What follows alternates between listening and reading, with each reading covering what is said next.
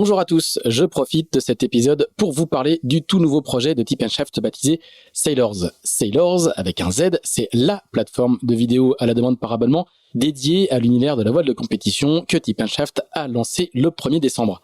Avec Sailors, notre objectif est de proposer aux passionnés le meilleur de la voile de compétition en streaming sur une plateforme accessible depuis tous vos appareils, ordinateurs, téléphones ou tablettes. Au menu, des documentaires, des séries, des récits de courses, des portraits, des sagas, pour beaucoup disponibles uniquement sur Sailors. Le tout pour le tarif attractif de 5,99€ par mois ou de 60€ par an. Voilà, tout ça se passe sur sailors avec un z.com.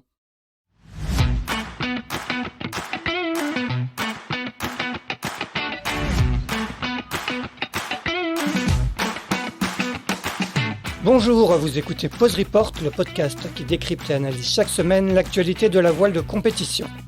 Pause Report est produit par Tip & Shaft, le média des professionnels et des passionnés de voile de compétition.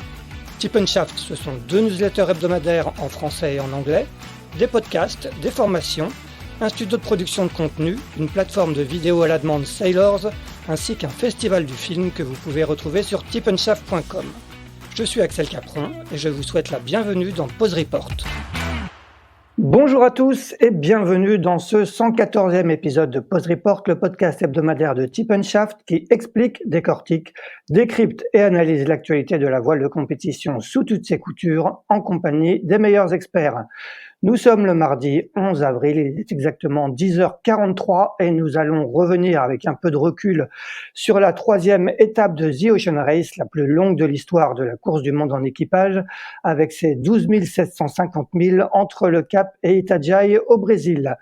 Nos 2 invités y ont participé, le premier à la barre de Holcim PRB, deuxième de cette étape et leader du classement général de The Ocean Race. C'est bien sûr Kevin Escoffier qui est rentré chez lui à Lorient. Salut Kevin. Oui, bonjour. Oui, à Lorient, de retour à Lorient. Ça va être court. Je retourne à Itajaí fin de semaine, mais ça fait du bien de faire une pause. Notre seconde invitée, faisait partie de l'équipage de Biotherm, le plan verdier de Paul Meillat. Il s'agit de Sam Davis, qui est elle aussi rentrée à Lorient. Salut Sam. Salut Axel, salut tous. Oui, pareil que Kevin, ça fait du bien de faire une pause. Bon, avant de vous donner la parole et de revenir sur cette belle étape, un récapitulatif sur cette étape qui aura duré 35 jours pour les premiers, marquée en début d'étape par l'abandon de Guyot Environnement Team Europe et par l'échappée belle de Holcim PRB qui est passée en tête à la porte de Tasmanie où était attribuée la moitié des points de cette étape. On a par la suite assisté à un regroupement général sous la Nouvelle-Zélande avec un match à 4 pendant quasiment toute la traversée du Pacifique et un Cap Horn franchi en tête par Malitia Sea Explorer, qui ensuite s'est livré à un beau duel pour la victoire avec Holcim PRB, l'IMOCA de Boris Herrmann finissant par s'imposer le dimanche 2 avril avec quelques heures d'avance sur celui de Kevin. 3 jours plus tard, Eleven South Racing Team a complété le podium devant Biotherm, handicapé en fin d'étape par un problème de foil suite à une collision avec un OFNI. Au classement général, après 3 étapes, Holcim PRB est en tête avec 5 points d'avance sur Team Malidia, 6 sur Eleven South Racing Team, 9 sur Biotherm, tandis que Guyot Environnement, Team Europe ferme la marche avec 2 points. Bon, avant de refaire le match de cette 3e étape qui aura été passionnante à suivre, racontez-nous un petit peu tous les deux comment vous avez récupéré, occupé votre temps immédiat après l'arrivée au Brésil. On va commencer par toi, Sam. Ouais, c'était il y a pas longtemps. Ça a fait du bien. Je pense que pendant l'étape pour l'équipage, je me suis dit c'est plutôt cool parce que je suis habituée aux IMOCA en solitaire et là je me suis dit c'était un peu moins fatigant, mais dès que je mis pied à terre, je changeais d'avis et j'étais absolument cramée. J'ai même du mal à tenir debout. Donc le repos était très bienvenu et pas trop tôt. Oui, ça a commencé avec un super burger à 9h du mat le jour de notre arrivée. Un bon debrief avec l'équipe technique de Biotherm, parce qu'on a ramené un bateau qui était un peu fatigué. Ça s'est très vite passé. Ils avaient sorti le bateau le jour même de l'eau, du matin, d'Ikié, et le travail à terre a commencé. Et moi, j'ai pu rentrer le lendemain. D'accord, donc tu es finalement rentré très vite en France. Oui, oui, très vite. En fait, j'ai décalé un jour. Je voulais dormir 2 nuits dans un vrai lit avant passer encore une nuit assis dans un avion. Donc j'ai dormi 2 nuits à Itajaí et puis retour à la maison. Et j'étais contente de retrouver mon fils parce que ça fait quasiment 2 mois d'absence. Euh, donc il gère ça bien, mais j'ai ressenti aussi que c'était temps que maman rentrait aussi pour le côté famille. Bon, j'imagine que Kevin, pour toi aussi, la famille t'attendait avec impatience à Lorient. Comment c'est, toi, tu as eu quelques jours de repos en plus par rapport à Sam, parce que tu es arrivé quelques jours avant. Comment s'est passé le retour au Brésil, le retour sur Terre, Kevin? Ouais, c'est vrai qu'on est, ça reste un planning chargé, hein. Moi, c'est vrai qu'entre l'enchaînement entre la route du Rhum, les premières étapes, la gestion de projet, ça fait beaucoup de choses. Donc, faut être assez rigoureux, sur la qualité de vie, on va dire. Donc, j'ai passé 2 nuits, pareil, à Itajaí, pour la communication, pour lancer le chantier technique. Et puis là, le retour en France me permet de me reposer. J'ai effectué quelques tests physiques pour en savoir où était la fatigue, ce qui était plutôt pas trop mal. C'est-à-dire à part forcément de la dette de sommeil, physiquement c'est plutôt bien. C'est vrai que les IMOCA sont très sollicitants en termes d'impact. Par contre, par rapport à ce qu'on pouvait faire sur des Volvo 65, le temps passé sur le pont est plus, on va dire, j'allais dire plus facile. Mais si, c'est un peu plus facile, c'est-à-dire moins d'impact avec les vagues, on a besoin de moins porter le ciré, il fait moins froid, donc c'est pas la même façon de naviguer. J'ai envie de dire que il y a de la fatigue psychologique, il y a de la fatigue due à la durée, au temps de navigation et à ces projets qui sont très sollicitants. On va dire, depuis la décision au mois de juillet de participer à l'Ocean Race, c'est l'enchaînement avec la route du Rhum, la gestion de projet, etc. Mais, mais encore une fois, c'était une très belle étape. Mais ça fait du bien de revenir un petit peu en France. J'avais passé 4 jours à la maison depuis mi-octobre, donc ça fait du bien de passer un peu de temps en famille, même si c'est pas que du repos, parce qu'il y a les débriefings performance avec l'équipage, il y a la gestion du chantier à Itajaí. Le bateau est en excellent état, donc ça c'est vraiment quelque chose de positif. Ça nous permet de travailler sereinement sur les optimisations à faire sur le bateau en vue de la suite de la course, hein, parce qu'encore une fois, on n'a même pas fait la moitié des coefficients de cette course. Donc même si le début s'est bien passé, il faut rester concentré. Il y a encore beaucoup de travail à faire. Mais voilà, ça fait du bien de passer un petit peu de temps à la maison. Ça change un petit peu de retrouver un lit plutôt que de passer du temps dans les chambres d'hôtel. Et ça fait vraiment du bien de voir la famille et les amis. Et là, après 10 jours, toi, tu es arrivé le 2 avril, tu as l'impression d'avoir récupéré ou tu traînes encore un fond de fatigue? Oh non, il y a forcément un fond de fatigue. Moi, j'ai déjà eu la chance de participer 2 fois à The Ocean Race, et je sais par expérience qu'on ne revient, le départ que l'on prend de chaque étape, on est toujours un petit peu plus fatigué que la précédente. On arrive rarement à récupérer à 100%. Donc là, c'est vrai que j'essaie de faire pas mal de sport parce que ça aide à la récupération. Il faut aussi essayer de repartir bien physiquement. Et puis, bah voilà, bien dormir la nuit, une sieste ou deux. Mais je sais bien que même quand je vais repartir à Itajaí, je serai pas, on va dire, j'aurais pas récupéré à 100%. Mais franchement, physiquement, je suis bien. Et il restera juste un petit peu de dette de sommeil, mais j'essaye au maximum d'emmagasiner des heures de sommeil. Bon, bah, très bien. On va refaire le match de cette troisième étape. Refaire un peu, on va revenir un petit peu en arrière et au 26 février. D'abord, peut-être une image un peu globale.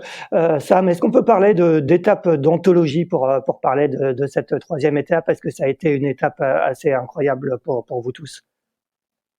Euh, pour moi, en tout cas, oui. Moi, je dis épique. Ouais. Oh, c'est peut-être un mot anglais, mais c'est ça que je suis venue chercher ça. En tout cas, c'est une étape historique parce que c'est le plus long jamais dans l'histoire de la course. Donc, c'est incroyable d'avoir l'opportunité d'y participer. Donc dès le début ou même avant le début, je savais qu'on partait pour quelque chose d'incroyable. Ça a même parti un peu comme ça, parce qu'on est parti sur un petit parcours de même pas 1000 de 3 tours de banane en Imoca avec 40 nœuds le buoy au vent. 0 nœuds sur le buoy sous le vent. Donc, ou l'inverse, je me rappelle plus, mais c'était dès le départ hyper intense. Ouais, j'ai des très beaux souvenirs. C'était un peu compliqué pour nous sur le biotherme parce qu'on a eu du coup on a eu de la casse tout de suite, qu'on était obligé de suspendre notre course pour rentrer, pour réparer, pour pouvoir repartir. Et donc c'était un gros travail d'équipe parce que du coup là il y avait l'équipage de navigants, mais on a re-sollicité l'équipe technique qui avait hyper bien bossé toutes les escales, qui étaient un peu cramées. Et, donc chapeau à eux puisqu'ils ont réagi dans un temps record pour pouvoir nous aider à repartir encore à nouveau à minuit la première nuit. Tu peux nous rappeler qu'est-ce qui vous est arrivé au départ? Donc on était très bien partis, mais c'était sur on avait fait une énorme plantée juste avant je crois que c'était le deuxième tour juste avant la deuxième bouée du deuxième tour, et puis au moment de l'empannage, je me rappelle plus exactement qu'est-ce qui s'est passé. En fait, on avait un petit problème parce que le foil il tient pas en bas, donc on bloque les foils avec sur les winches. Donc on avait que 2 winches pour faire toute la manœuvre, qui rendent les empannages un peu compliqués, avec un empannage avec 40 nœuds, et on avait du mal à gérer, et la GV les voiles d'avant, donc la GV elle passait un peu violemment, qui a arraché et sur cet empannage en fait il y avait un padail, un gizmo, un padail traversant le pont sur le palon de la GV, le pas de doigt de la JV à l'arrière qui a lâché, qui entraînait que la baume elle a passé plus violemment que prévu, qui a fait que les chariots du Alba ils sont butés dans la butée, qui n'a pas fait buter, qui a lâché, et du coup on a perdu tous les chariots, tous les billes, et on a cassé un chariot du JV. Donc on avait et la JV et Alba en vrac à ce moment-là. Donc on a jugé que c'était mieux de rentrer et réparer ça proprement, vu la longueur de l'étape, de passer quelques heures à quai avec l'équipe technique. C'était plus prudent, et c'était bien le cas parce que finalement il y avait un peu plus de dégâts qu'on avait vu sur l'eau. Et on a eu aussi les locaux qui nous a aidés à sourcer, à trouver des matériaux parce qu'on avait besoin de remplacer des chariots. Donc c'était oui, il y avait des locaux, des Sud-Africains qui étaient partis dans la voiture à courir dans toutes les chips et tous les chantiers pour les voler même pour c'était un dimanche en plus, donc il y avait pas mal de monde qui nous a aidés à trouver du matériel. Bon, finalement vous êtes resté combien de temps au Cap? Ça a été quelques heures? C'était quelques heures. En fait, on avait gardé aussi le météo parce que il y avait du vent. Mais après minuit, ce vent-là, il allait mollir très vite et on risquait d'être pétolé sous le cap. Donc on savait que on s'est mis un deadline de minuit pour repartir, pour pas tomber dans la pétole. Et donc on savait que jusqu'à minuit, on n'allait pas perdre grand chose parce que il y avait ce petit regroupement un peu dans pas longtemps dans un anticyclone, donc mais on voulait pas être bloqué le deuxième moitié de la nuit avant le cap de Bonne-Espérance. Donc on est, je crois, reparti à minuit. Kevin, de votre côté, le départ de course plutôt idéal, hein, vous assez vite vos concurrents ont tous des problèmes techniques. Il y a un problème sur le mât de Malizia, Environnement abandonne au bout de 2 jours de course, je crois. Sam, comme elle le disait, Biotherme a eu quelques problèmes. ça vous permet de vous échapper. Est-ce que vous le voyez? Comment vous êtes un peu informé de ce qui se passe chez vos concurrents? Et est-ce que vous voyez une opportunité de faire une échappée belle comme ça a été le cas, parce que vous avez compté jusqu'à quasiment 600 000 d'avance au bout de moins d'une semaine? Oui, alors déjà c'est vrai que le départ il a été épique. Hein. C'est pas souvent qu'en IMOCA on navigue dans ces conditions-là.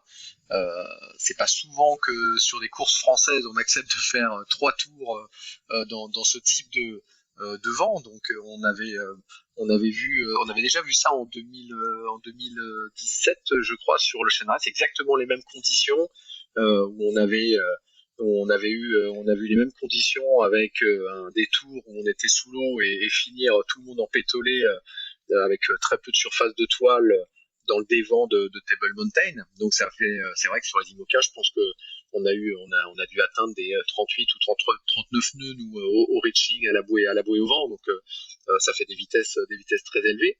On a vraiment, moi l'idée c'était vraiment d'assurer le coup en termes de manœuvres, de faire des manœuvres propres et de rien casser. On a vu que Eleven Hour a cassé des lattes dans un empannage. On a vu que Biotherm, c'est vrai, je me rappelle de les voir, on était derrière nous, ils prennent un bon départ. Je me rappelle de les voir effectuer se planter à la bouée au vent. Il me semble que c'était la première, je sais plus, ça sera à voir avec Sam, mais il me semble que c'était la première bouée au vent. Je les ai vus effectuer ce gros planté. Donc l'idée c'était vraiment pour nous de rien casser, de pas faire trop battre les voiles parce qu'il y avait encore quand même un gros morceau derrière. Et puis ensuite on a réussi à s'échapper parce qu'il y avait une grosse dépression qui était en avant de nous, qui traversait l'océan Indien, et l'idée, on a vu que tout le monde effectuait des empadages parce que tout le monde hésitait à entrepasser dans le sud de cette dépression. Ça aurait été beaucoup de vent, beaucoup de mer, et c'est vrai qu'en début d'une étape de pratiquement un demi-tour du monde, aller naviguer dans ces conditions-là avec nos bateaux qui n'avaient jamais été éprouvés pratiquement pour ces conditions-là, c'était prendre un risque. Et on a vu que tout le monde essayait de retarder ce moment-là et d'essayer de passer par le nord de la dépression. Et il y a eu un moment donné où la dépression a été plus rapide que sur les prévisions, que sur les fichiers. C'est vrai qu'on a été les seuls à pouvoir tenir une vitesse qui nous permettait d'accrocher cette dépression. Et tout le monde s'est retrouvé dans la dorsale, dans l'anticyclone migrateur qui suivait cette dépression. Et tout le monde est resté un petit peu collé là-dedans, alors que nous, on a réussi à accrocher cette dépression. Alors, c'était pas confortable, hein, parce qu'on était en arrière d'une très grosse dépression, avec une mer qui était dégradée aussi par le courant des aiguilles. Bon, il faut savoir que dans l'océan Indien, il y a le courant des aiguilles qui effectue les tourbillons et ça génère des mers qui sont très désagréables.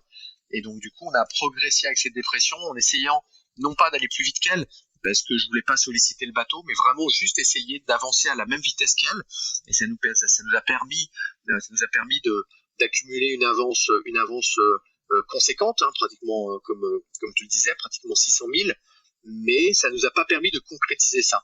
C'est-à-dire qu'on n'a pas pu avoir un système météo d'avance qui nous aurait permis de conserver cette avance-là, en partie due à la limite des glaces. C'est-à-dire que la limite des glaces aujourd'hui étant très nord, c'est compliqué d'avoir un système météo d'avance parce que les dépressions à un moment donné soit meurent, soit plongent plus sud et on ne peut pas rester en avant, on peut très difficilement rester en avant d'elle.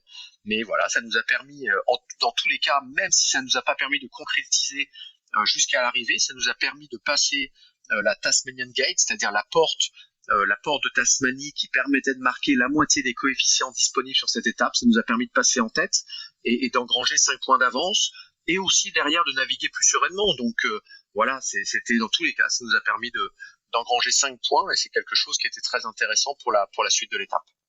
Sam, comment était l'ambiance à bord quand on compte 600 000 de retard, quand on voit Holcim PRB s'échapper devant? C'est un coup dur? Quel est un peu le mot d'ordre à bord? Est-ce qu'on se dit qu'il faut attaquer pour essayer de revenir? Quelle était un peu l'ambiance sur Biotherm? Ouais, déjà, Kevin a super bien navigué et son équipe, donc bravo. Je confirme que les conditions étaient très dures. À ce moment-là, au niveau de l'état de la mer, l'instabilité des conditions, nous, on était plutôt en mode rattrapage, limitation du gap, parce qu'on était parti, je crois que c'était 9 heures après tout le monde. Donc, on était était aussi parti avec cet objectif du fait que Biotherm, c'est un bateau qui était très jeune, mis à l'eau beaucoup plus tard que les autres. Donc, on n'avait pas tous les systèmes du bateau bien fiabilisés. Donc, on savait que potentiellement, il y avait, on est la voie des surprises et que la route est très longue. Donc, on était plutôt dans notre propre course avec nos propres objectifs à ce moment-là, plutôt qu'essayer de tout vite exploser pour essayer de rattraper au-dessus de PRB, qui était quasiment impossible parce qu'ils étaient bien lancés avant nous avec notre retard. Donc non, c'était une ambiance la route est longue, on doit écouter notre bateau, le découvrir ses réglages, comment naviguer. Je m'appelle dans cette première dépression, on n'arrivait pas à aller vite dessus. En fait, on était dans la découverte d'essayer des réglages différents, des réglages des voiles, des foils. On avait une nouvelle voile qu'on n'avait pas encore essayé à bord, donc on a beaucoup progressé à ce moment-là, et on avait vu aussi que l'avance que Holcim il prenait, que dans très longtemps on risque de tous se retrouver. On avait vu, comme Kevin disait, ils étaient dans le même système métier que nous, donc il y avait jamais de pression, ni de stress, ni inquiétude qu'on était on était loin derrière, et puis on était contents aussi de retrouver les deux autres bateaux, et on avait une chouette régate avec eux, et finalement cette première partie, une fois on est reparti de l'anticyclone, on avait bien géré notre stratégie, notre trajectoire, et on a réussi à se placer devant les deux autres, donc on était plutôt content avec notre placement. Juste un peu frustré parce qu'on n'arrivait pas à défendre notre avance jusqu'à la première scoring gate, où quand ça a reparti juste en vitesse pure, on ne tenait pas les deux autres, on s'est fait doubler juste avant la porte où il y avait des points. Justement, le fait de vous être retrouvé quand même au contact de Malitia et d'Eleven Saur pendant tout l'Indien, ça aide à maintenir le rythme, à maintenir un bon rythme, d'avoir des bateaux, des comparatifs autour de vous. Comment tu vois ça? Oui, c'est génial, c'est trop bien parce que avant de partir, on ne sait pas comment ça va se passer avec ces bateaux qui vont très vite. Dès qu'on a des petits soucis techniques, on peut perdre beaucoup de milles. Donc c'était plutôt une bonne surprise de se retrouver au contact. Et ouais, c'est sûr, ça motive d'avoir les autres bateaux pas loin, et parfois même en AIS, même si le balise AIS et le Volterra, ça marchait pas très bien, mais ça motive, surtout sur Biotherm, où on était en train d'essayer les choses, changer les réglages, essayer de progresser avec le bateau. C'était top d'avoir cette contact qui est finalement, on était en contact quasiment toute l'étape, avec pas toute la flotte, mais même jusqu'à la dernière nuit, on avait Eleven Tower en visio, donc c'était top. Kevin, vous, quand vous comprenez que votre avance va fondre, comment est l'ambiance à bord? C'est un peu la soupe à la grimace, ou vous vous dites il y a encore, forcément encore de la route, mais l'objectif, j'imagine, c'était surtout de passer la fameuse scoring gate en tête? Ouais, le premier objectif, c'était ça. Le premier objectif, c'était de concrétiser ce bon début de course en marquant des points. C'était la première chose. Et aussi de rester devant. C'est pas si simple que ça. On l'a vu juste d'ailleurs sur le dernier Vendée Globe, il y a eu beaucoup de situations identiques, dont Charlie Dalin, où quand on est devant comme ça, on est dans un vent qui est plus adonnant, en train d'effectuer des empannages, pendant que les autres reviennent avec un vent plus refusant, donc au reaching pratiquement, ou alors tout du moins sur un seul bord. Et je pense qu'on s'est concentré à conserver une bonne position, quitte à perdre des milles à un moment donné, c'est-à-dire quitte à réussir à se repositionner plus sud que les concurrents, pour anticiper, non pas garder le plus longtemps possible notre position en tête, mais plutôt anticiper pour se dire comment est-ce qu'on sera bien positionné pour quand ils reviendront sur nous pour pouvoir continuer à avoir un coup d'avance.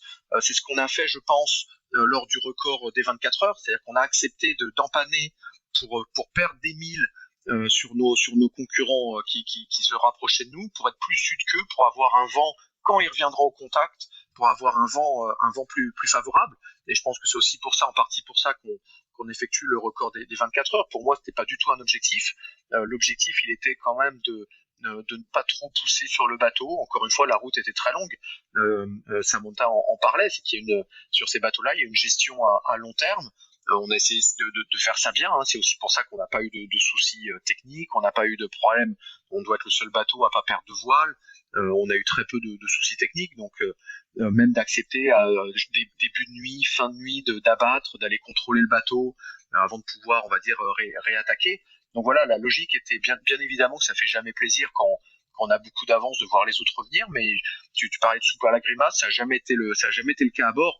On est toujours resté concentré sur notre façon de naviguer, d'accepter. J'en avais parlé au briefing à Cape Town. Je pense que dans le sud, il faut accepter il faut savoir vraiment alterner les temps forts et les temps faibles. C'est-à-dire que quand on a vent des fronts, quand l'état de la mer le permet, quand le vent est stable, ne pas hésiter à utiliser le bateau comme on sait le faire à 100% de son potentiel.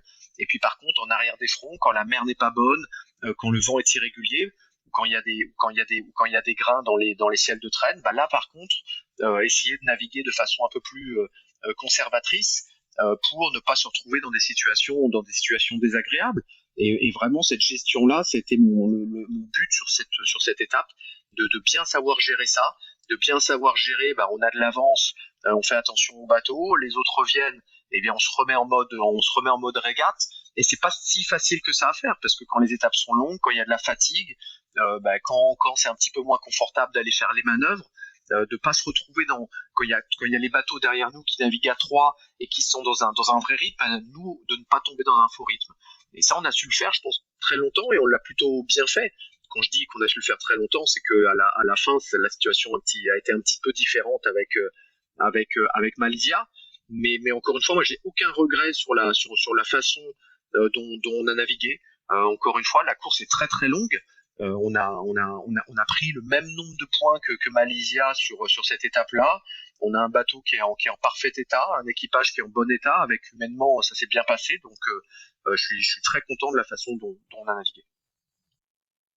Bon, donc c'était une sorte de marquage à l'échelle océanique, quoi. Oui, il y a un petit peu de ça, il y a un petit peu de marquage, à un moment par phase, il y a un peu de marquage. Il y a aussi, comme le disait Sam, naviguer comme on sait le faire, ne pas pousser le bateau dans ses retranchements en se disant ils nous auront pris 600 000, on veut à tout prix garder une avance en poussant le bateau à 110% de ce qu'on sait faire.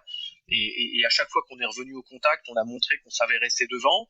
À chaque fois, on a réussi de temps en temps à reprendre un peu d'avance. Maintenant, la situation météo, et ça on le subit, hein, la situation météo, c'est pas, il suffit pas de souhaiter d'avoir un meilleur vent, il suffit juste de s'adapter au vent que l'on a.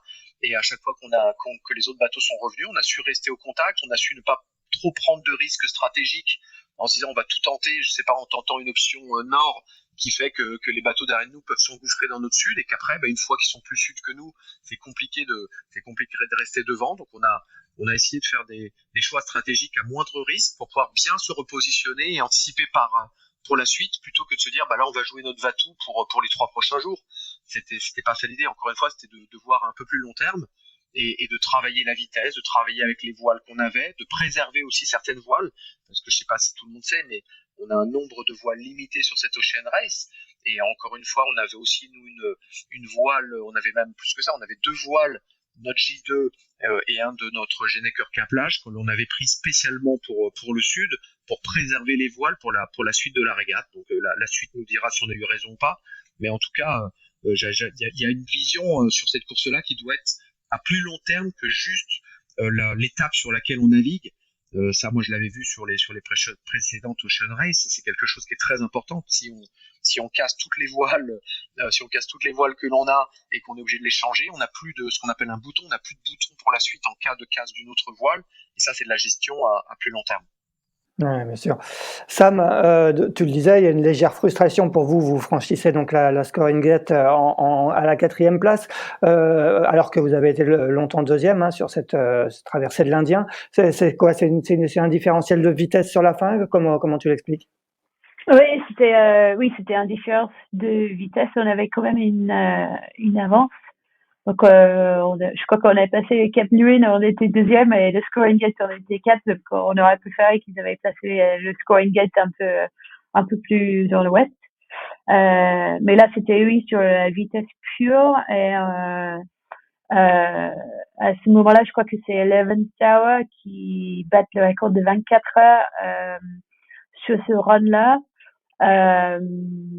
Et nous, comme notre objectif chaque fois, on naviguait dans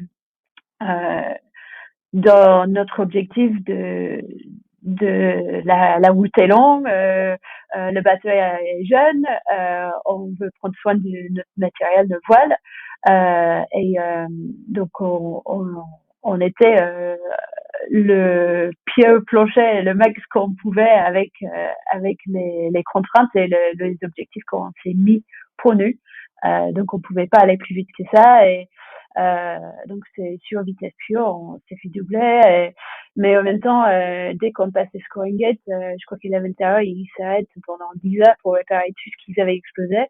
Et je pense que donc en faisant ces vitesses pour nous doubler, ils avaient tout pété. Donc pareil, on n'a pas trop de regrets parce qu'on naviguait, nous on a pu continuer la course, et on était très vite à nouveau deuxième. Donc c'était à ce moment-là, on avait le bateau était encore en très bon état, et puis on avait navigué comme prévu. Donc frustré, oui, mais plus n'était pas possible à ce moment-là.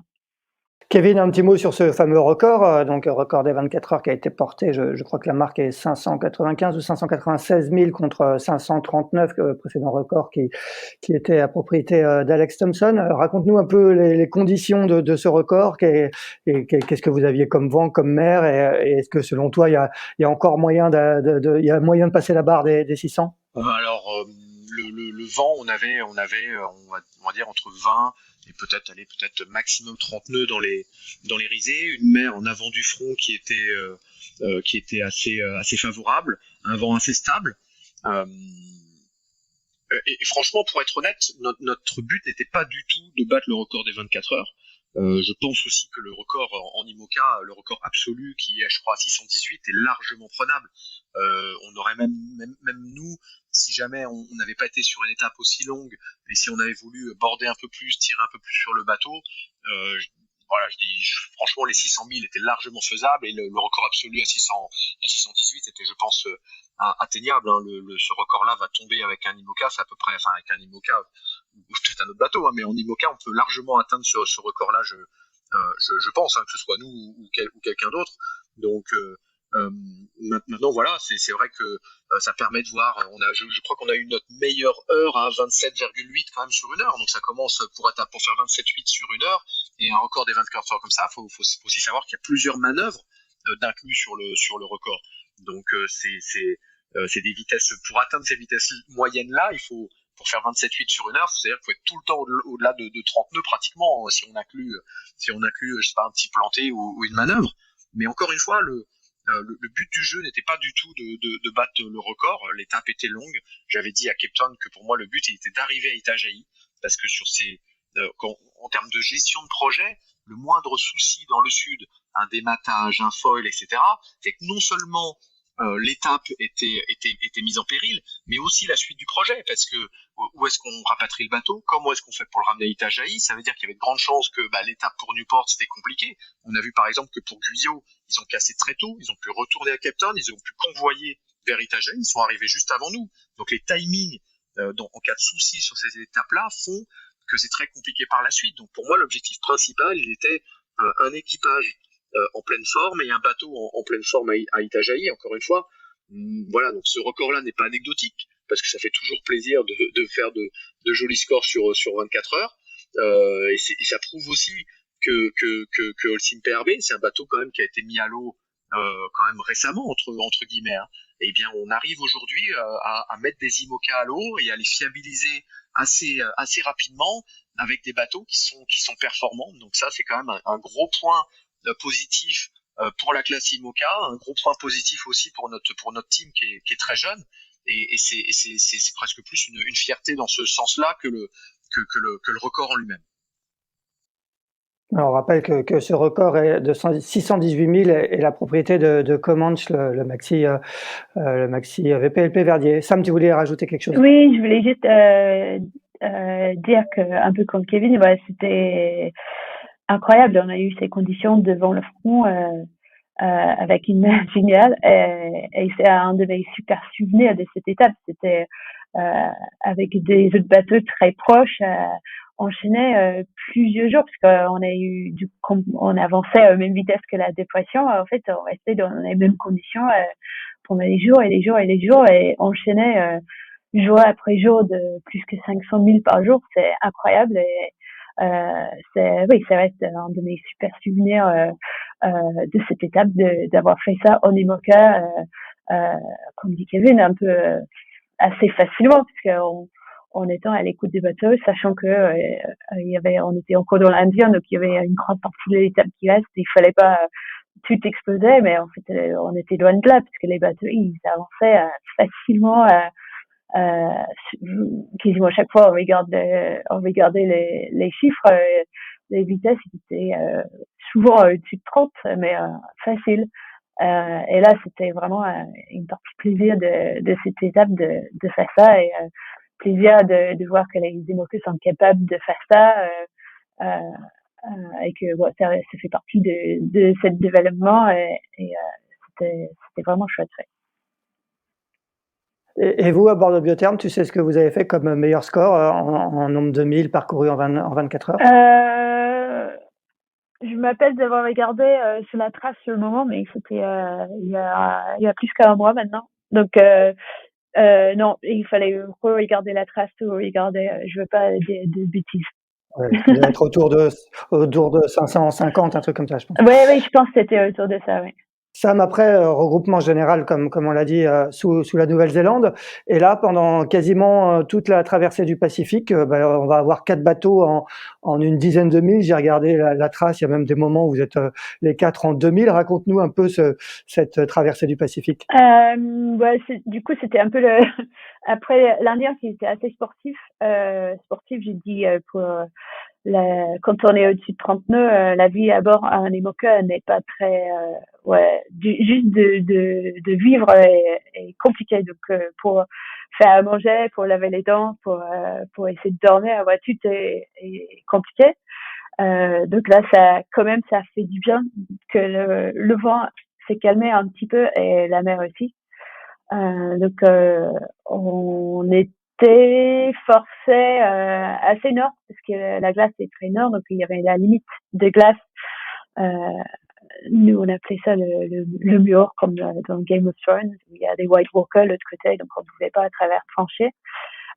C'était très nord, donc ça nous a poussé vers l'anticyclone, les conditions plus calmes, plus portant. Donc là, c'était un peu le ricotement, un peu la glisse. Donc on tire les bords. Donc c'était un peu chacun son tour selon où on était, nord-sud, empannage ou pas d'empannage. Vers la porte de glace, chaque fois on avançait trop vers l'est, on rentrait encore plus dans la molle. Donc c'était, comme disait Kevin, en fait c'était l'accordion. Celui qui était devant forcément était rattrapé. Donc selon où on était sur les empannages vers la porte de glace ou pas, ça dictait un peu qui était en tête. Donc moi je me suis dit c'est un peu comme quand le safety car est sorti sur un Formule 1. Tout le monde est coincé que le et puis on peut pas avancer plus vite que le safety car et quand on fait les zigzags pour chauffer les pneus, c'était vraiment ça. on s'est dit que C'était l'anticyclone, là, cette ouais, petite mer. mais j'avais l'impression qu'on était en stage d'entraînement pour la fois parce qu'on était tous il y avait des moments où on se voyait tous les 4 bateaux. Donc j'étais obligée de dire mais est-ce qu'on est vraiment dans le Pacifique Sud plein milieu d'une étape du Ocean Race ou est-ce qu'on est en stage d'entraînement pour la, parce que limite on aurait pu s'appeler à la VHS pour voir combien de voiles qu'il y avait, qui était sur quelle voile et un peu comment on fait sur les stages. On a eu quelques échanges avec certains bateaux, donc c'était sympa. Et assez motivant aussi de pouvoir, même si on avançait trop, on tombait dans la molle, donc on s'est dit ouais, est-ce que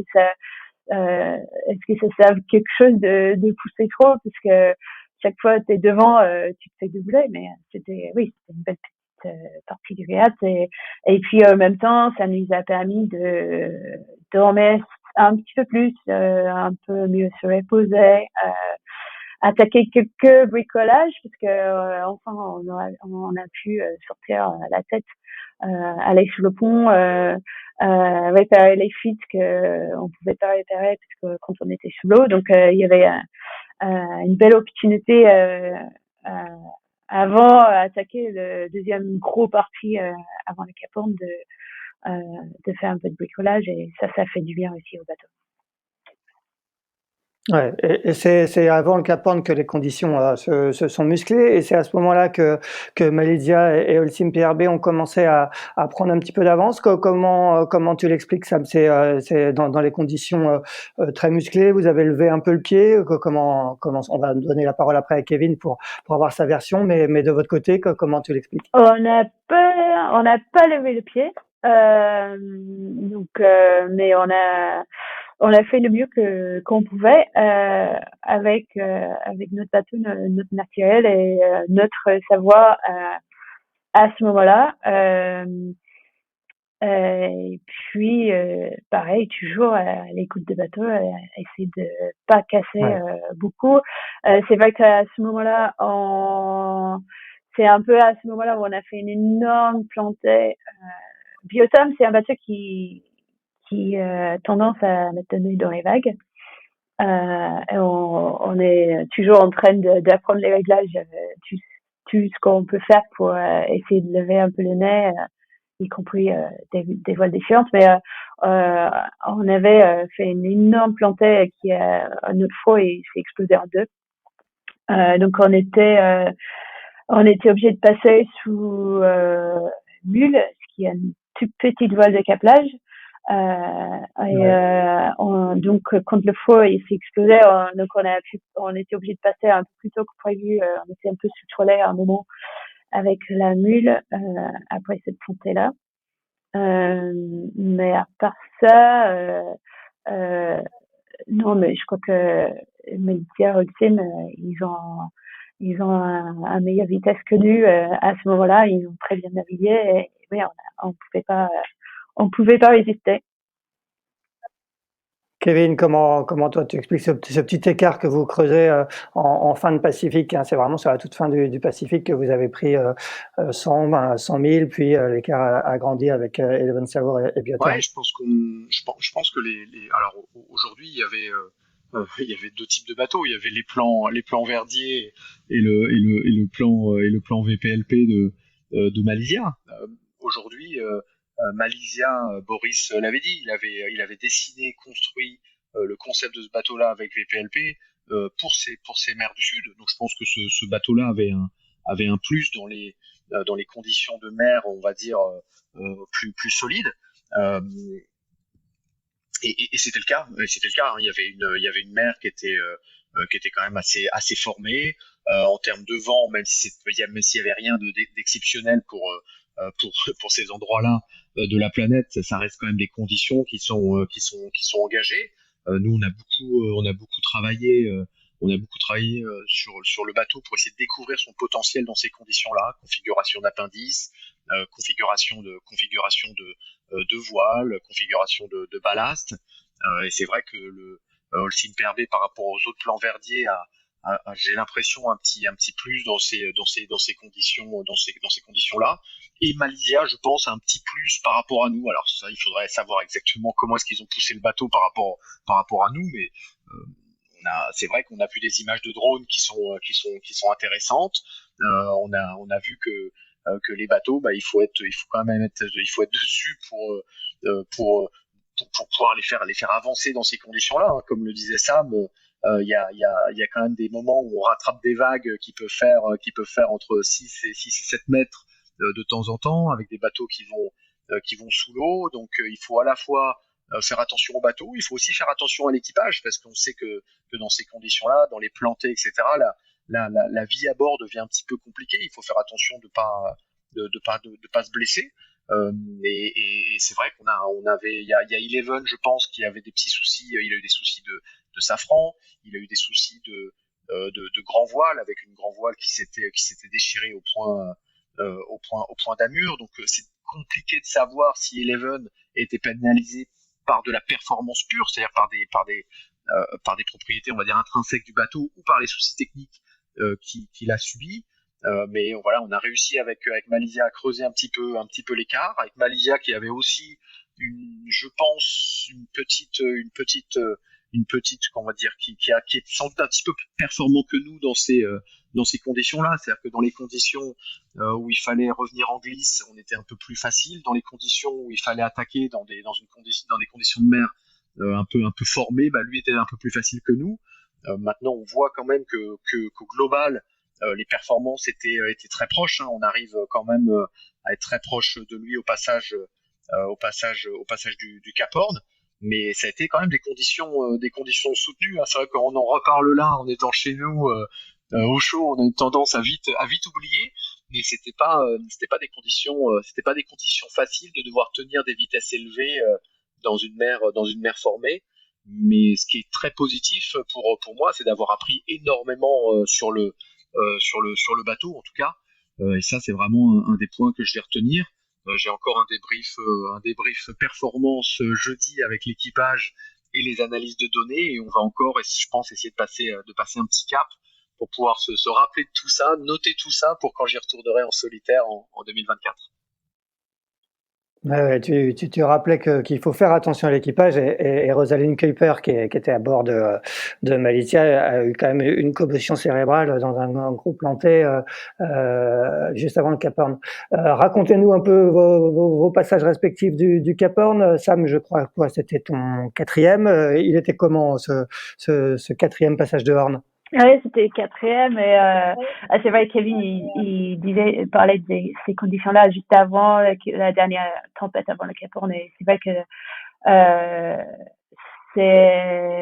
c'était pas forcément la force du vent, mais la mer était énorme, et c'est ce moment-là où j'ai gardé aussi des super souvenirs de sur le moment, t'es pas très fier parce que c'est tellement énorme, surtout le lever de jour quand on voit la taille des vagues, c'est incroyable, mais quand même c'est incroyable de pouvoir aller naviguer dans ces conditions-là. On ne trouve ça que là dans la mer du Sud ou dans le Pacifique Sud, et ça reste ouais, une belle souvenir, et comme dit Kevin, un énorme apprentissage sur comment naviguer sur ces bateaux dans ces conditions-là. Et la preuve que c'est possible, mais oui, il y a des limites. Et on a choisi, on a empanné quand on a jugé que c'était trop plus gros que ça, était plus très sage. Donc après l'approche de Cap Horn, on s'est fait piéger un peu par une petite zone l'anticyclone derrière cette dame qui bougeait beaucoup plus vite que les fichiers. Donc on s'est positionné, on était piégé par cette pétole qui était plus grande que prévu, ce qui était frustrant parce qu'on avait à ce moment-là au moins 100 000 devant Eleven Tower. Donc on a bien balisé la zone de pétole pour eux, donc ils ont fait le tour de nous. Donc un peu de frustration à l'approche de Cap Horn, et puis on approche, on a récupéré du vent sud, donc le vent qui vient de l'Antarctique, qui est vraiment vraiment froid, avec des gros grains, c'est hyper instable, donc il y avait 15 nœuds à 35-40 donc entre 15 nœuds dans les molles, et puis 35-40 dans les rises. Donc c'est les conditions un peu difficiles pour choisir la toile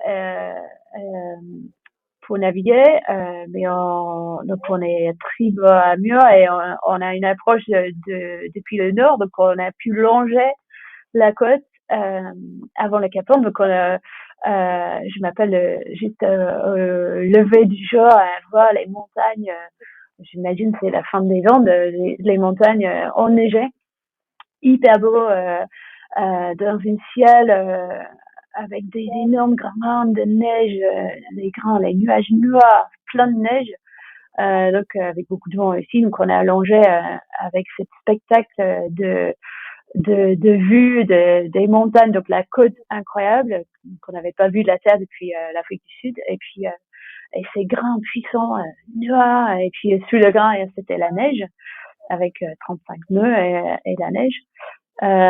Donc spectacle incroyable. Et puis Cap Horn, le passage, on a eu la chance de pouvoir passer proche. Donc j'ai bien vu Cap Horn. La dernière fois en 2020, je suis passée très loin et j'ai pas vu. Donc là, ça fait du bien. En plus, en équipage, on profite ensemble. C'était le premier Cap Horn pour Paul et pour Anto et pour Ronan. Donc on avait trois bisous qui passent le Cap Horn. On a pu faire nos photos, mais juste vraiment sous le cap en empane. On avait prévu un peu de fêter après l'empannage notre passage des Cap Horn, et au moment de l'empannage, c'est là où il y a un rideau et il y a plus d'infos. Donc c'est là où on perd tous les aériennes.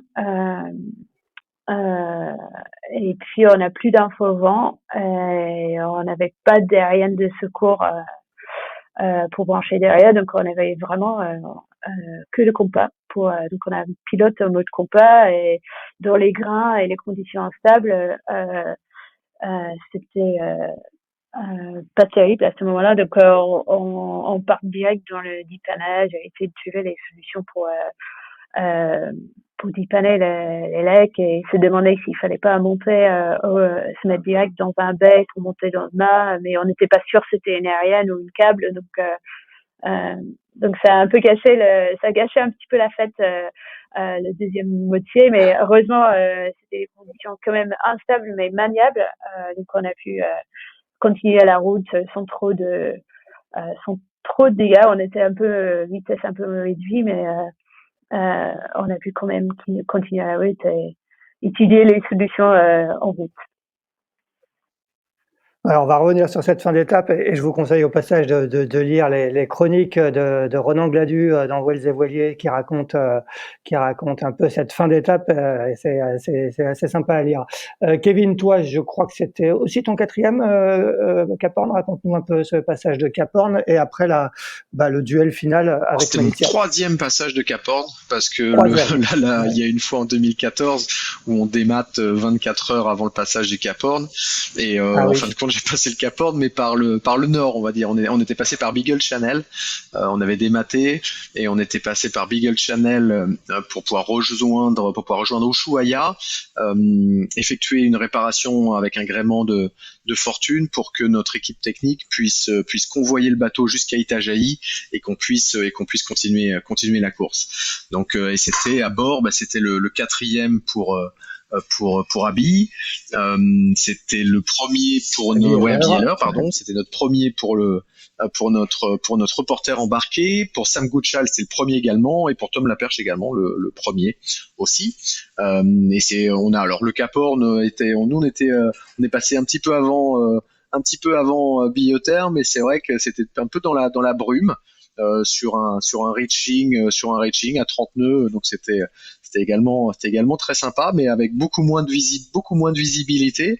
On est passé par le détroit de Lemaire ensuite, avec c'est une zone où il y a beaucoup de courants, où il faut également faire attention. Donc c'était la première fois que je passais là, et ensuite une remontée de l'Atlantique qui a été, on le sait, à chaque fois on passe le Cap Horn, on parle de délivrance souvent, mais on sait aussi que ce qui nous attend derrière peut être souvent aussi compliqué, voire plus que le Pacifique, et ça a été le cas. On a enchaîné des dépressions où c'est là où on a pris le plus de vent de toute cette leg. On a eu des rafales nous à plus de 55 nœuds de vent, avec des 50 nœuds établis pendant une heure ou deux. On a même fait pendant quelques heures au reaching du 3 Rissel dans 50 nœuds de vent. Donc ça a été une remontée de l'Atlantique qui a été très soutenue, avec aussi des vents qui, en fait, les dépressions australes qui tournent autour de l'Antarctique viennent buter contre la cordillère des Andes, et ensuite ça génère des vents qui peuvent être très instables. Et on l'a vu avec Eleven. Nous, on a eu pareil, on est passé à un moment donné de 10 nœuds de vent où on était sous grand voile haute, côte zéro, avec ce qu'on appelle une stay sail. Alors, à chaque fois, j'essaie de trouver les mots francophones pour éviter ces termes-là, mais avec le J3, c'est-à-dire notre plus petite voile d'avant à l'intérieur, et on s'est fait coucher dans un grain avec pratiquement 50 nœuds de vent, où on est resté couché quelque temps. Donc encore une fois, c'est-à-dire que on passe le Cap Horn, mais c'est pas fini derrière. C'est-à-dire qu'il y a la remontée qui peut être très compliquée en termes de vent, en termes de gestion du bateau. Le bateau, des fois, peut être un peu fatigué, l'accastillage, et donc il faut vraiment faire attention de pas tout casser. Et c'est vrai qu'on a eu 3 dépressions à s'enchaîner avec beaucoup de vent. Une dernière dépression, la dernière nuit, dans laquelle on a eu des soucis de pilote automatique, où on a eu 2 départs à la bâtée qui ont fait qu'on a cassé des lattes, et on a malheureusement perdu le contact avec Malaysia, et pour la première fois sur cette leg, eh bien la fin de course s'est effectuée, où, à l'inverse de d'habitude, où à chaque fois le bateau qui prenait de l'avance tapait dans une zone sans vent et tout le monde revenait par derrière, là c'était l'inverse. Et c'est vrai que Malaysia, en plus d'avoir bien navigué, en plus d'avoir un bateau performant dans cette situation-là, nous on a eu pour la première fois un souci technique électronique qui a fait qu'on a cassé des lattes, et qui nous a un peu fait perdre des milles qui n'ont fait que s'accentuer, et avec un final où Malaysia a eu des milles d'avance. Voilà, c'est vrai que ça a été la seule phase un peu frustrante de cette course, où malheureusement on n'a pas pu faire grand chose, et pourtant je peux vous assurer qu'on y a mis de l'énergie, mais voilà, cette fin de course, on a 2-3 soucis électroniques, des conditions sans doute un petit peu favorables à Malaysia sur cette dernière nuit, même si la fin on aurait pu revenir, parce qu'on sait qu'on était rapide dans la mer plate, même au portant. Mais voilà, c'était encore une fois, les objectifs qu'on s'était donnés à Cape Town, on les a remplis. Un bateau en bon état, un équipage en bon état, et ça va nous permettre de travailler sereinement pour la suite. Ouais. Et comme tu le disais, vous avez marqué autant de points que Malaysia sur le total de cette étape.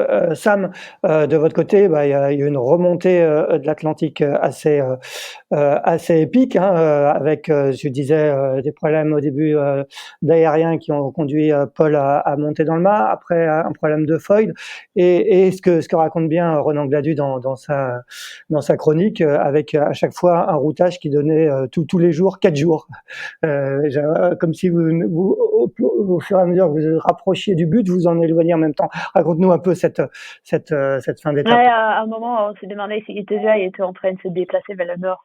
Mais non, oui, même les problèmes aériens, c'était jamais réglé. Donc on a fait depuis Cap Horn jusqu'à l'arrivée en mode compas, donc à la mini transat, avec les bouts de laine sur les bastacs, et à mettre le doigt mouillé dehors pour savoir quelle force du vent. Et vu les récits, ce que Kevin vient de raconter, c'est peut-être tant mieux, parce qu'au moins on n'avait pas peur, parce que nous on voyait pas 50 nœuds affichés, parce que il y avait rien affiché. Donc on avait juste le cap et le boat speed. Mais ce qui était pas mal, c'est avec le pilote Madantech, il y a quand même il y a des surcouches performance, et j'aime bien ce pilote, j'ai le même sur Initiative Car, donc j'ai pu aller bricoler un peu dans son cerveau pour lui, en fait on lui fait penser qu'il y a du vent quand même, pour qu'il active des surcouches, et que comme ça on a une mode vitesse, une mode gîte. Donc il y a les modes qui nous aident, parce que sinon on est un peu à la télécommande, à la zapette, à essayer de suivre les variations de vent avec des moqueurs qui prendre des grosses accélérations et des grosses variations de vent apparent, c'est compliqué à la main. Donc heureusement il y avait ces surcouches-là qui nous aidaient un petit peu dans la gestion du bateau, mais quand même c'est assez stressant dans ces conditions instables avec des grains. La nuit surtout avec peu de lune, parfois des grains arrivaient sans trop de nuages, donc on n'avait pas énorme d'avertissement, et donc c'est hyper stressant, surtout quand il faut abattre pour rouler ou pour gérer un problème, mais on ne sait pas combien on peut abattre sans panner. Donc c'était ouais, moi je suis contente que j'ai fait le mini transat il y a tellement longtemps que j'ai fait quand il n'y avait pas d'infovent autorisé, donc j'ai cette expérience là qui m'a beaucoup aidé pour les dernières parties de d'avoir pu naviguer avec un pilote sans vent. Donc il y avait ça, et après back to the ouais, roots. après donc on a fait quelques vracs assez spectaculaires, et mais tout était bien géré, et puis on avait une super équipe avec Paul, Anto, Damien et Ronan, que chaque problème qui arrive était déjà il y a rien qui nous a fait baisser les bras, tout est toujours possible. Il y avait quand même la collision, quand on a eu la collision avec l'OVNI, et on a cassé le foil, on a cassé le bateau, donc il y avait quand même une voie d'eau. On savait pas si on allait pouvoir rétracter le foil, donc ça aurait pu donc il y avait juste à ce moment-là, on s'est demandé si on allait vraiment arriver jusqu'à Italy, parce que là c'était un problème qui aurait pu être plus grave, mais heureusement on a une super équipe de bricolage sur le bateau aussi, et on a pu colmater, on a rétracté le foil pour pouvoir continuer. Mais oui, on a aussi perdu le moteur des hydrauliques des quilles, donc on a fait la dernière partie à pomper la quille à la main. Donc ça aussi, dans les conditions instables, donc tout le monde était sous menace de pas réaliser la quille, parce que celui qui avait réalisé la quille, s'il y avait une molle, c'était celui qui était obligé d'aller rentrer pomper à la main pour le remettre après.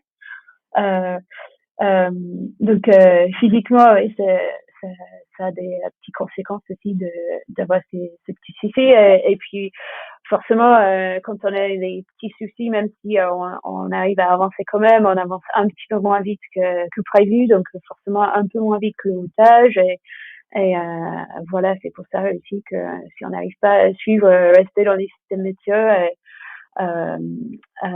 donc le ETA a changé un petit peu, et donc heureusement on a pu rigoler, et heureusement aussi on était bien préparé bien longtemps en avance, en disant que cette étape il aurait pu durer 6 semaines, et on avait dit que on va pas prendre juste le minimum pour si jamais l'étape dure plus longtemps qu'on a les lyophiles pour le fond, parce qu'après déjà 5 semaines de lyophiles, on est content aussi d'avoir quelques gâteaux et quelques petits chocolats, et donc on avait pris quand même 6 semaines complètes de nourriture avec le parti plaisir en plus, donc on n'était pas au ration au niveau de la nourriture, donc c'était quand même toujours dans le bon humeur, avec une bonne ambiance à bord, et puis aussi avec cet espoir que Cap Horn, quand on a perdu les infos, l'instrument, on savait que le bateau allait être moins performant dans le mode vent. Eleven, il était devant nous, ouais, c'était un peu, on pensait pas que c'était possible de les rattraper, et puis petit à petit, avec tous nos soucis, on n'a même pas vu venir en fait qu'on était en train de rattraper Eleven, qui avait aussi la propre galère. Donc c'était quand même, avec tous ces problèmes-là, on a fini toujours en croyant que c'était possible d'avoir cette 3e place, et toujours en mode régate, malgré tous les problèmes, parce que sur un bord on avait plus de foil, donc c'était pas la même façon de naviguer d'un bord à l'autre, donc même pour le routage ça changeait les choses, mais on était en mode régate, en mode d'essayer d'avoir cette 3e place jusqu'à l'arrivée. Donc voilà, pour ça qu'il y a un petit frustration aussi, parce que c'était possible mais on n'a pas réussi. Ouais, effectivement, hein, vous avez compté quasiment 300 000 de retard sur Eleven Hour et finalement vous terminez juste derrière. Kevin, vous êtes donc premier au classement général après ces 3 étapes, 5 points d'avance sur votre premier poursuivant Malizia. Aujourd'hui, vous avez gagné les 2 premières étapes, vous prenez 5 points à la scoring gate de Tasmanie. Là, vous faites deuxième, vous êtes maintenant l'équipage à battre. Est-ce que dans la tête ça change quelque chose? Non, non, non, dans la tête ça change rien parce que encore une fois, la course, on n'a pas fait la moitié des coefficients, on est aussi très peu de bateaux, c'est-à-dire que même en gagnant, on va dire 3 étapes, je résume ça comme ça parce que pour moi cette leg 3, même si la victoire finale c'était l'arrivée à Itajaï, pour moi c'était 2 étapes, 2 étapes en une. Donc pour moi on gagne 3 étapes sur 4 et on fait deuxième et on fait deuxième à la dernière. Si on regarde au niveau comptable, ça fait très peu de points d'écart. Donc ça aujourd'hui, bien évidemment que c'est positif, bien évidemment que c'est le reflet d'une bonne gestion des 3 paramètres qui influent sur la performance sur ces projets-là. Hein. Il y a le bateau, l'équipage, bien évidemment, le bateau et l'équipage, mais il y a aussi la gestion de projet. Je pense que c'est les 3 paramètres qui influent beaucoup sur la performance sur ce style de course. Pour moi, tout est encore à faire. Donc il va falloir gérer l'équipage, il va falloir gérer le bateau, il va falloir gérer la performance. Il peut se passer encore énormément de choses et j'ai envie de dire qu'il faut partir sur chaque étape avec la même envie. Donc on a vu beaucoup de projets qui arrivaient bien positionnés à Itajaï et où ensuite l'avance pouvait s'effriter. J'ai pas envie que ce soit le cas. J'ai pas envie que ce soit le cas ici. Il va y avoir un gros roulement d'équipage au départ d'Itajaï, des gens qui vont revenir à Newport. Donc il y a encore beaucoup de choses qui vont se passer avec des conditions qui vont être très différentes de cette leg 3. On sait que la remontée à Newport, moi je me rappelle d'une arrivée à Newport où on avait fait une très belle étape avec Don Feng et on perd 3 places dans la rivière à l'arrivée à Newport. Donc non, il va se passer encore plein de choses sur cette Ocean Race. Ça va être encore passionnant. C'est beaucoup de temps passé sur l'eau et ça c'est fantastique. Je sais que quand on est passionné par le fait de faire du bateau, d'aller faire ces courses-là, on passe beaucoup de temps sur l'eau, on apprend beaucoup de choses et encore une fois voilà, c'est rien n'est encore terminé. Il faut aussi continuer de faire progresser le bateau parce que je pense que ça c'est un élément très important. C'est qu'à chaque fois qu'on arrive sur une étape, c'est continuer à travailler sur le bateau, à continuer les bateaux sont assez récents, donc il y a encore plein de choses à découvrir en termes de configuration de voile, de configuration d'appendice, et ça c'est quelque chose à laquelle on s'attelle là même encore aujourd'hui à Itajaï, donc de continuer à découvrir le bateau, et ça c'est quelque chose de passionnant. Donc non, j'ai hâte d'être au départ à Itajaï, mais par contre, ce qui s'est passé avant, on va dire, ne présume de rien de l'avenir. Il faut continuer à travailler tout en se faisant plaisir parce que c'est une très belle course. Tu peux nous donner la composition de l'équipage pour l'étape Itajaï la prochaine leg, il y aura Fabien Delahaye qui sera à bord. Je l'avais déjà annoncé au départ de Cape Town. Il y aura Georgia qui reviendra en tant que on-board reporter. Annemiek Beth également que Sam Davis connaît bien. Et il y aura également Benjamin Schwartz, un figariste qui a effectué un stand-by, j'ai envie de dire malheureux parce que je connais ses records et ils n'ont pas eu l'occasion de pouvoir partir, mais qui était en stand-by avec Spindrift pour la tentative du Jules Verne cet hiver. Sam, on va finir par toi. J'imagine. Est-ce que tu peux nous en dire un peu plus sur le bateau? Est-ce que le foil va pouvoir être réparé pour l'étape 4 et quelle va être la suite du programme pour toi sur The Ocean Race? Oui, du coup on a emmené un bateau un peu fatigué, mais l'équipe de Biotherm ils étaient bien préparés pour notre arrivée. C'est une équipe grand forfait avec pas mal de bodybuilders. Ils étaient très positifs avec un planning très serré, mais très positif de pouvoir tout réparer pour pouvoir repartir. Après, moi, je suis partie après 2 jours, donc je ne sais pas, il faut mieux demander à Paul ou à l'équipe où ils en sont, mais je suis optimiste pour ça. Il y a une grande partie de l'équipage qui change à ce moment-là, parce que Anto, Damien, moi-même, on a tous nos propres bateaux qui sont en train d'être mis à l'eau, donc malheureusement on n'est pas là pour la prochaine étape, mais Paul il a un super équipage qui va faire les 4. Et pour moi, malheureusement, j'aurais bien aimé, mais je peux pas parce que j'ai Initiative Car qui est à l'eau. Donc moi, j'ai un programme chargé à partir de maintenant pour The Ocean Race. Donc je les abandonne, même si j'aurais bien aimé faire une autre étape. Mais je vais aller à Gênes, bien sûr, pour fêter l'arrivée avec tout le monde. Et parce que et là, du coup, je vais suivre avec passion la suite de cette course depuis la Terre. Donc je te suis, Kevin, ça va être sympa, j'ai hâte de suivre ça. Merci. Ton bateau a été remis à l'eau et tu refais tout le programme IMOCA cette saison? Oui, Initiative Car est à l'eau et on va commencer à naviguer la semaine prochaine. Donc j'ai une semaine pour me reposer et la Bermude qui arrive dans pas longtemps. Donc je fais toute la saison IMOCA à partir du mois de mai avec cette première course à Bermude, 1000 Bermude, 1000 races. Et je pense qu'on va bientôt annoncer avec qui je navigue pour cette course. Bon, on n'aura pas le scoop aujourd'hui. Je crois pas. Je pense en fait, je suis un peu paumée parce que vu que je viens d'arriver à Italia et j'ai passé 2 jours à Italia et puis je suis montée dans un avion et puis c'était les vacances de Pâques et j'étais avec mon fils, donc je suis en train de revenir avec les pieds à terre aujourd'hui. Bon, très bien. Eh ben, merci tous les deux. Bonne reprise avec Initiative Car, Sam. Bon retour à Italia et bonne 4e étape vers Newport pour toi, Kevin. Et on continuera à suivre avec passion cette édition de The Ocean Race. Merci à tous les deux. Et quant à nous, on se retrouve mardi prochain pour un 115e épisode de Pause Report. Merci. Merci Axel. Bye. À bientôt. Merci d'avoir écouté cet épisode de Pause Report. N'hésitez pas à nous dire ce que vous en pensez en bien ou en mal et n'hésitez pas à le partager. Si vous souhaitez suivre l'actualité de la voile de compétition, je vous encourage à vous abonner à la newsletter de Tip & Shaft envoyée chaque vendredi à 17h. Pour vous inscrire, ça se passe sur tipnshaft.com. À bientôt!